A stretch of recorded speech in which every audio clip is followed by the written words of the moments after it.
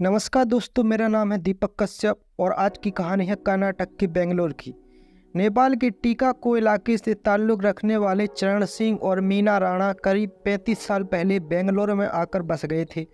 उनका परिवार धीरे धीरे बढ़ा, जिसमें महालक्ष्मी, लक्ष्मी और 2 बेटे हुकुम सिंह और नरेश शामिल है।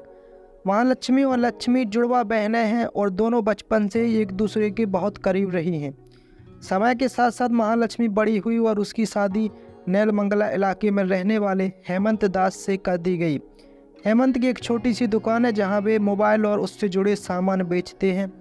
शादी के बाद शुरू में सब कुछ ठीक चल रहा था। महालक्ष्मी ने एक प्यारी सी बेटी को जन्म दिया जो अब 4 साल की हो चुकी है। इस बीच महालक्ष्मी एक मॉल में स्थित ब्यूटी सेंटर में नौकरी शुरू कर देती है ताकि घर की आर्थिक स्थिति में कुछ सहयोग कर सकें। हालांकि बेटी के जन्म के बाद महालक्ष्मी और हेमंत के रिश्ते में खटास आनी शुरू हो गई। छोटी छोटी बातों पर दोनों के बीच झगड़ा होने लगे और धीरे धीरे झगड़े गंभीर होते चले गए। बात इतनी बढ़ गई कि महालक्ष्मी ने हेमंत को छोड़ने का फैसला कर लिया।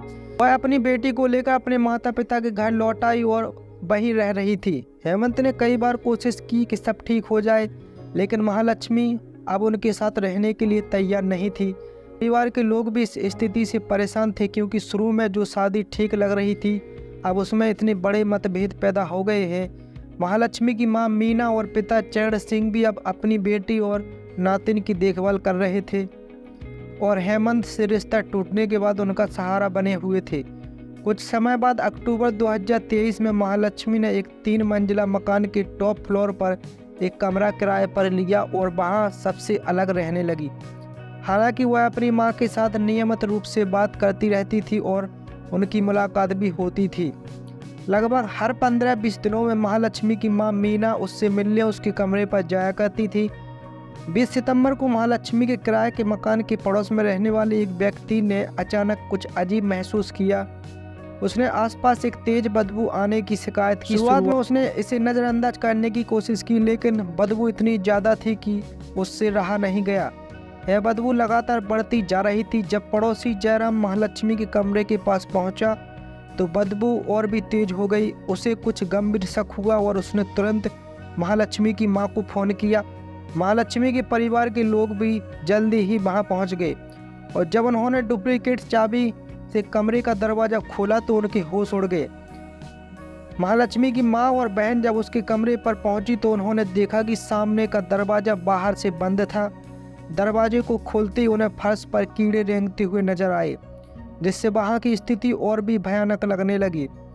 कमरे से भीषण बदबू आ रही थी। कमरे के फर्श पर चारों तरफ खून के धब्बे फैले हुए थे और मांस के कुछ टुकड़े भी वहां पड़े थे। जैसे कि वे कमरे में घुसी, उनकी नज़र 165 लीटर के सिंगल डोर फ्रिज पर पड़ी, जिसके चारों ओर कुछ कीड़े रेंग रहे थे।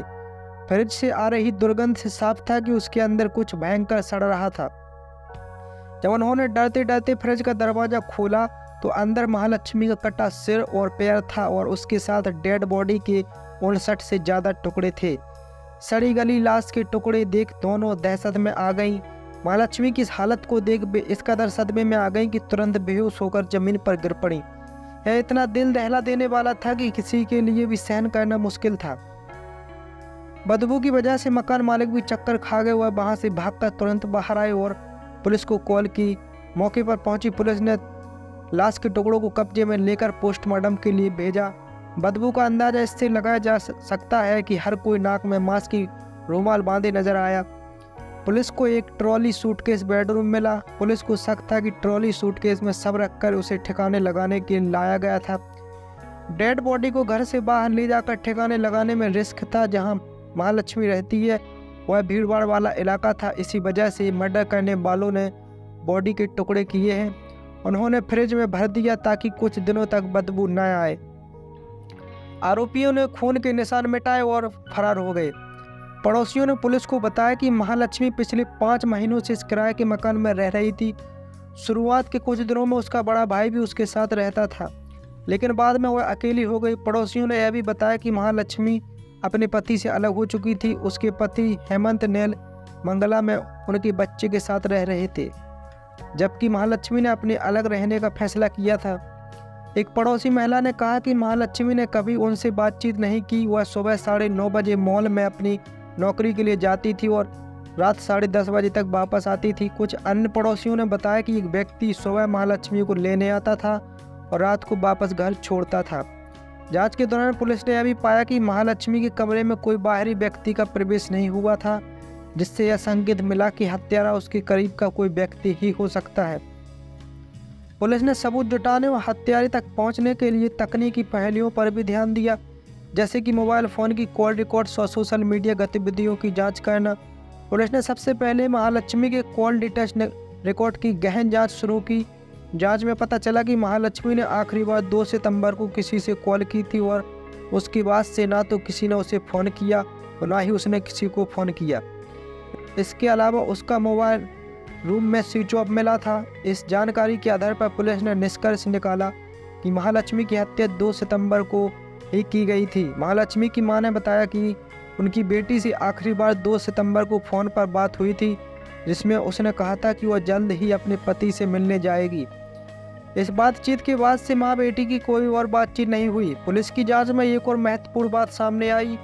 इसी साल फरवरी में महालक्ष्मी ने अपने पति हेमंत के खिलाफ मारपीट की शिकायत दर्ज कराई थी। इस जानकारी के बाद पुलिस का शक हेमंत पर बढ़ गया। जांच के तहत पुलिस ने हेमंत से पूछताछ की। हेमंत ने हत्या का आरोप सीधे तौर पर हेयर ड्रेसर अशरफ पर लगाया, यह कहते हुए कि महालक्ष्मी के संबंध किसी और शख्स के साथ भी है। उसने बयान दिया कि महालक्ष्मी का अफेयर उत्तराखंड के रहने वाले हेयर ड्रेसर अशरफ के साथ था। मुझे शक है कि उसी ने हत्या की होगी। इसके बाद पुलिस ने अशरफ को भी पूछताछ के लिए बुलाया। हालांकि दोनों से कोई ठोस जानकारी नहीं मिली जिससे उनके ऊपर शक किया जा सके। पुलिस ने अशरफ को क्लीन चिट दे दी और फिर एक बार महालक्ष्मी के कॉल रिकॉर्ड और जांच की, जिससे और भी सुराग प्राप्त करने की कोशिश की जा रही थी। इसी प्रकार मामला जटिल होता जा रहा था और पुलिस हर पहलू पर गहराई से जांच कर रही थी। इसके बाद पुलिस ने आसपास के सीसीटीवी कैमरों की फुटेज को चेक किया तो 2 सितंबर की रात को एक स्कूटी पर 2 लोग महालक्ष्मी के घर आते हुए दिखे। हालांकि फुटेज में उन दोनों लोगों के चेहरे स्पष्ट रूप से नहीं दिखे, जिससे उनकी पहचान करना मुश्किल हो गया। पुलिस अब इन दोनों लोगों का सुराग तलाशने में जुट गई थी और अब पुलिस को विश्वास था कि इनकी पहचान से मामले की गुत्थी सुलझने में मदद मिलेगी। पुलिस को अब यकीन हो गया था कि कत्ल करने वाला बाहर का शख्स है, जिससे यह साफ हो गया कि महालक्ष्मी का हत्या करना किसी करीब या जानने वाला का काम नहीं था। यह जानकारी मामले की दिशा को बदलने वाली थी, क्योंकि इससे पुलिस की जांच का दायरा और भी बढ़ गया था।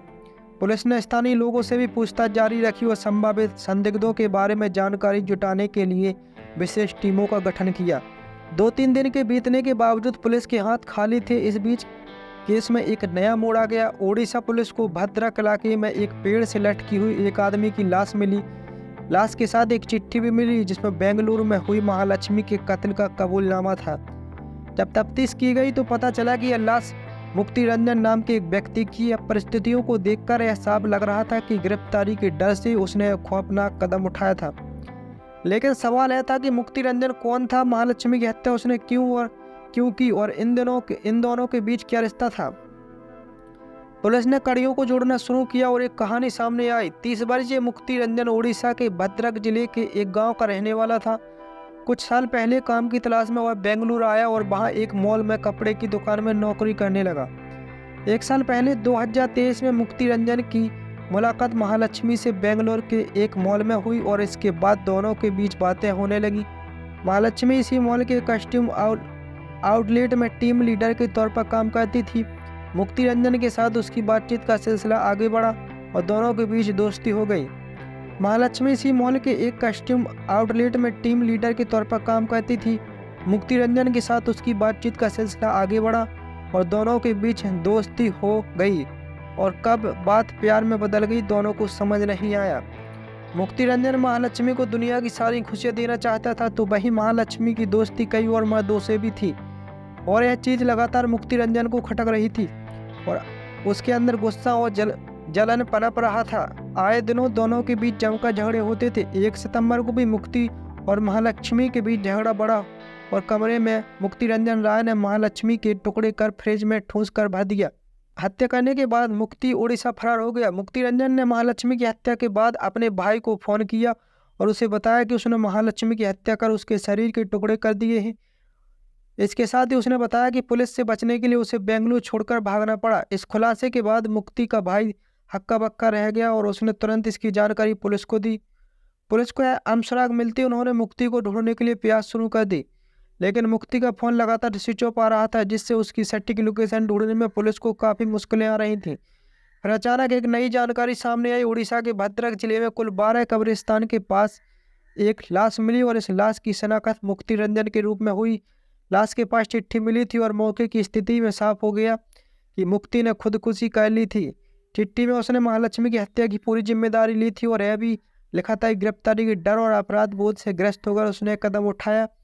इस जानकारी से पुलिस को एक बड़ी कड़ी मिल गई और मुक्ति की आत्महत्या से मामला और भी साफ हो गया। अब पुलिस उसकी और महालक्ष्मी की जिंदगी के उन पहलुओं की जांच कर रही थी जिन्होंने इस पूरी घटना को अंजाम तक पहुंचाया। इस कहानी से सीख मिलती है कि अपराध का परिणाम हमेशा विनाशकारी होता है। महालक्ष्मी की हत्या और मुक्ति रंजन की आत्महत्या यह दिखाती है कि अपराध का कोई सही अंत नहीं होता, चाहे जो भी कारण हो। हिंसा और हत्या के रास्ते पर चलने से सिर्फ दर्द, बर्बादी और अपराध बोध मिलता है। मुक्ति रंजन की आत्महत्या बताती है कि मानसिक और भावनात्मक संघर्ष कितने गंभीर हो सकते हैं। अगर समय रहते मदद ली जाती तो उसे खुद को इस हद तक नहीं ले जाना पड़ता। मानसिक स्वास्थ्य के प्रति जागरूक और सहयोग आवश्यक होता। बाकी आप लोग अपनी राय कमेंट बॉक्स में जरूर बताएं। धन्यवाद।